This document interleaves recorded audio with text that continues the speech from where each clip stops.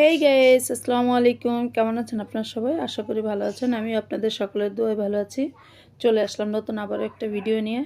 আজকের ভিডিও আবারও শাশুড়িকে নিয়ে একসাথে বাইরে বের হয়েছি। তবে আজকে ফ্যামিলির সবাই একসাথে যাচ্ছে, কারণ কালকে উনি চলে যাবে। এর জন্য আজকে আবার একটু বিকালে কি সন্ধ্যার পর আর কি বের হচ্ছি সবাই। তো আমার হাজব্যান্ড অফিস থেকে সরাসরি আমাদের সাথে জয়েন করবে, কিন্তু এখন দূরে কোথাও যাব না আর কি, কাছাকাছি দেখি কোথায় যেতে পারি। আর বাচ্চারা তো মানে কি বলবো, খুশি। আমার একদিকে খুশিও লাগছে, ভালোও লাগছে, খারাপও লাগছে। আসলে উনি চলে যাবে, কতদিন আমাদের সাথে একসাথে ছিল।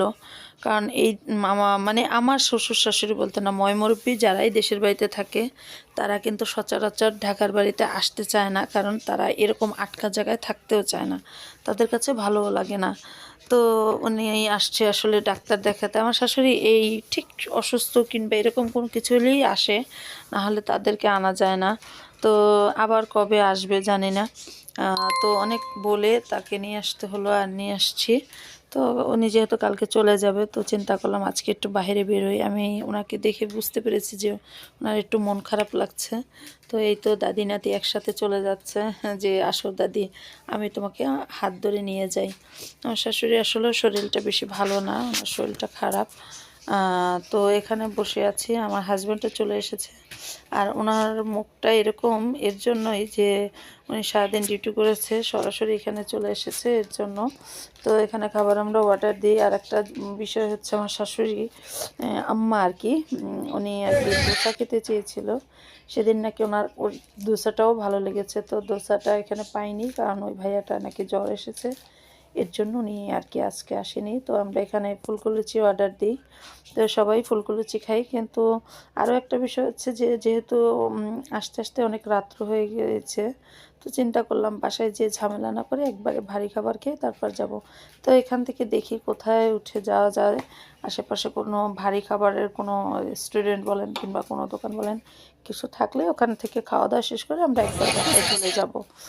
তো এই যে আমার শাশুড়ি আম্মা, ওনার হচ্ছে আসলে ভালো লাগছে না, ওনার খেতেও ভালো লাগছে না। যেহেতু উনিও কালকে চলে যাবে, আবার কবে না কবে আসবে। আমার বাচ্চাদের কাছে ছিল, বাচ্চারা খেলতে যখন যেত উনি বসে থাকতো। আমার এই মেয়েদের চুল বেঁধে দেওয়া, মেয়েরা ছেলে দাদু দাদু করে মানে বায়না করা, কথা বলা, আসলে খারাপই লাগে। সবাই একদিন এরকম একটা পর্যায়ে যাব, যেমন আমরাও একদিন এরকম পর্যায়ে যাব। আমরা কোথা থেকে কোথায় থাকবো জানি না, আমাদের ছেলেমেয়েরাও কোথা থেকে কোথায় থাকবে জানি না।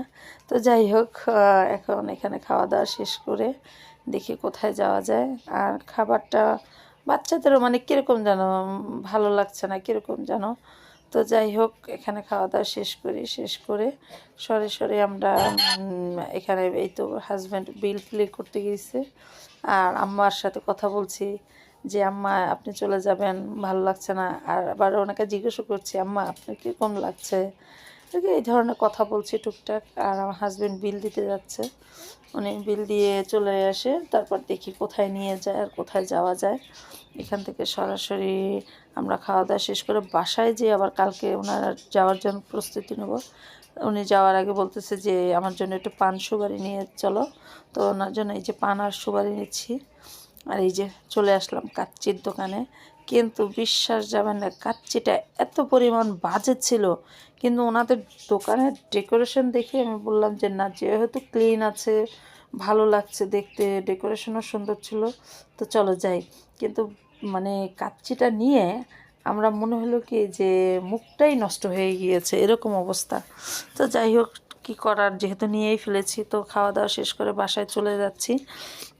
আর ওই যে বললাম, এখন যেন আবার কীরকম মন খারাপ লাগছে সবার।